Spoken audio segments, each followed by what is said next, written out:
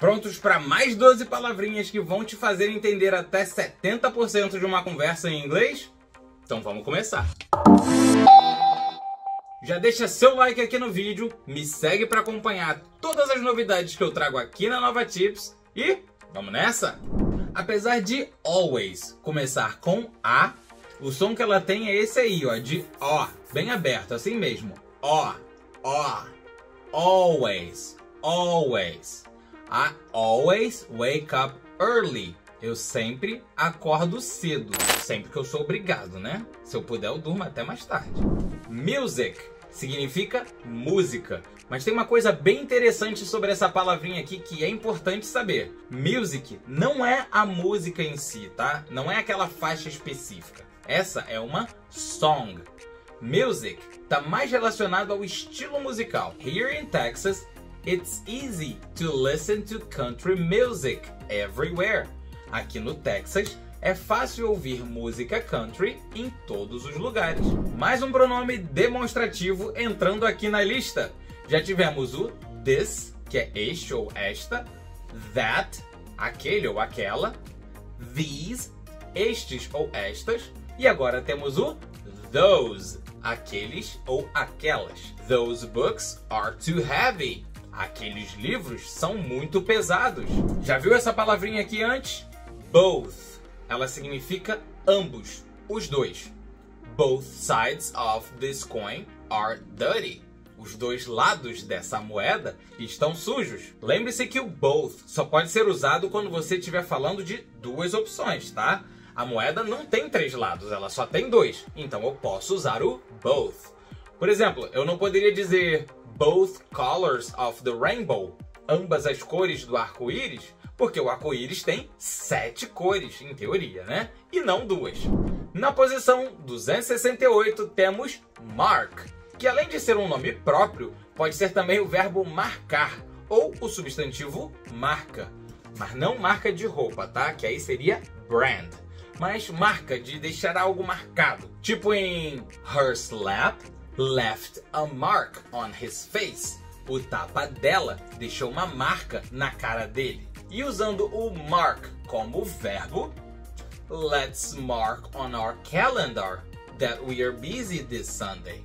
Vamos marcar no nosso calendário que estamos ocupados esse domingo. Book, bem conhecido, né? Eu até acabei de usar ele em um dos exemplos agora há pouco. E como é uma das primeiras frases que a gente aprende em inglês, the book is on the table. Bom, é uma das primeiras palavras depois de aprender os palavrões, né? Todo mundo adora aprender palavrão primeiro para depois aprender o idioma. Book já é bem conhecido pela grande maioria como livro, né? Mas você sabia que book também pode ser um verbo? E não é o verbo livrar não, tá? Book como verbo vai significar agendar algo, reservar. Por isso que tem aquele famoso site de reserva de passagens aéreas e de hotéis, né? Chamado Booking.com. I will book my flight for next week. Eu vou agendar o meu voo para a semana que vem. Vamos usar o letter em basicamente 3 contextos diferentes. O primeiro deles é o letter, significando letra, como as letras do alfabeto, A, B, C. The second letter of the alphabet is B. A segunda letra do alfabeto é B. Outro contexto que você pode empregar o letter é significando carta. He wrote me letters while in prison. Ele me escreveu cartas enquanto estava na prisão. Por último, letter também pode ser um verbo. Apesar de pouco usual, tá? Eu não poderia deixar de trazer aqui para que você saiba que ele existe.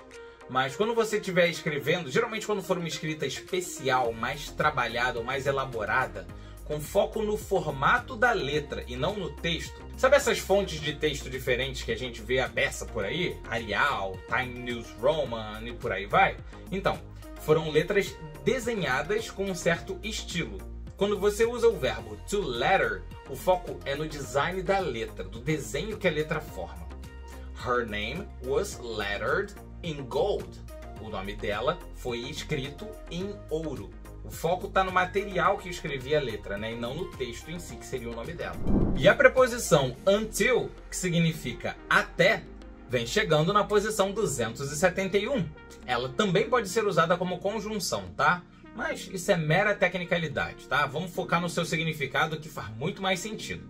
Então foca aqui, until significa até. I will be happy until I die. Eu vou ser feliz até morrer. Mile é uma unidade de medida muito comum nos Estados Unidos. Nós no Brasil não estamos tão familiarizados com ela porque a gente usa o sistema métrico, né? Falamos de distâncias em metros, em quilômetros. Nos Estados Unidos, eles usam o sistema imperial e as medidas de distância são calculadas em pés, milhas, jardas. Mile, nesse caso, significa milha. E talvez você já tenha ouvido uma música bem famosa que tem mile na letra e nem se lembra. 'Cause you know, I'd walk 1,000 miles if I could just see you. Porque você sabe que eu andaria 1.000 milhas se eu pudesse apenas te ver. River é o substantivo rio. Rio mesmo, tá? Não mar, nem oceano, lago, então rio. That river is 7 miles long. Aquele rio tem 7 milhas de comprimento.